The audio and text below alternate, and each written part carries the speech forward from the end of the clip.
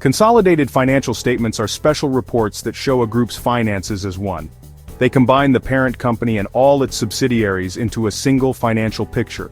This approach gives a true sense of the group's overall performance and health. Think of it like a family's total income, not just one member's pay. Investors, lenders, managers, and regulators all rely on these statements to understand the group's strength. The main idea: a parent and its subsidiaries are linked, acting as one economic unit. Showing all resources and debts together avoids a misleading or partial view. This unified reporting reflects the real economic situation. It helps users make better decisions about the group. Without consolidation, the group's true financial story would be hidden.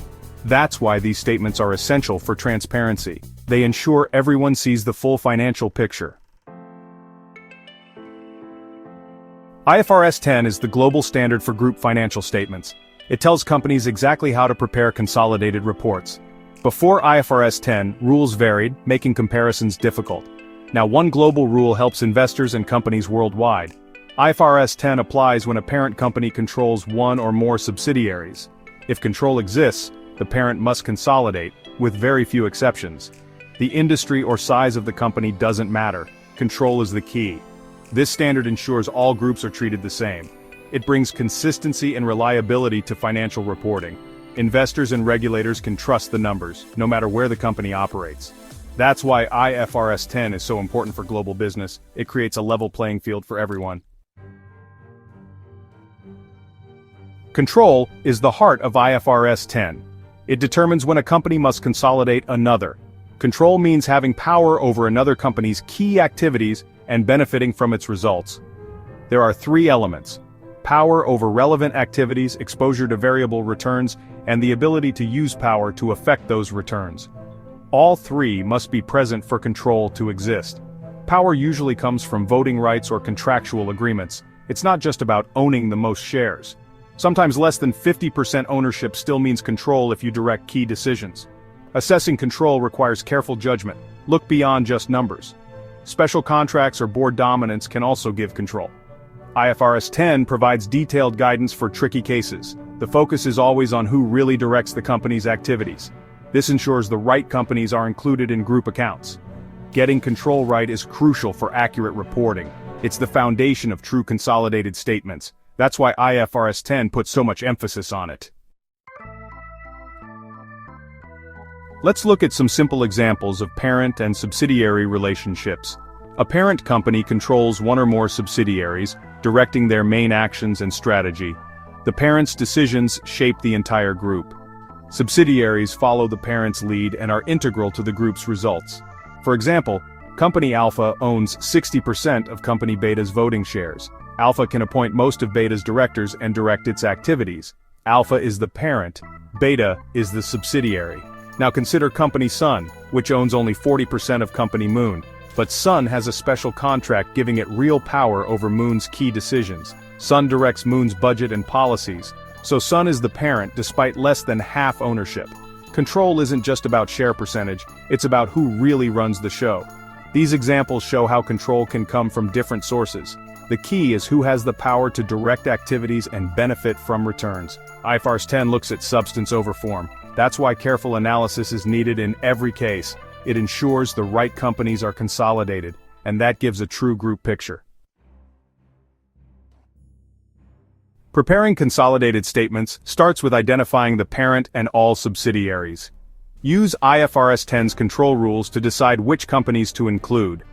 Next, gather financial data from the parent and each subsidiary. Combine their assets, liabilities, income, and expenses line by line. This creates a single, unified set of numbers for the group. Remove all internal transactions like sales or loans between group companies to avoid double counting. This step ensures only external results are shown. If the parent owns less than 100% of a subsidiary, show the non-controlling interest, NCI, separately. NCI represents the share of net assets and profit that belongs to outside investors. Clearly presenting NCI gives a fair view of ownership. Align accounting policies across all group companies for consistency. Adjust for any differences before combining results. Valuing new assets at acquisition can be complex, but it's essential for accuracy. Document every step and judgment made during consolidation. This process ensures transparency and reliability.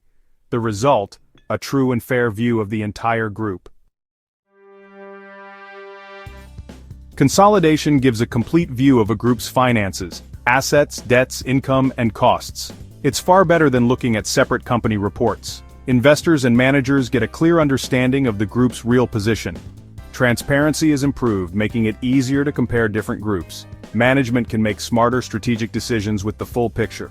Stakeholder trust grows when financial reporting is unified, but consolidation isn't easy, especially for large, complex groups. Finding all subsidiaries and judging control takes skill and care.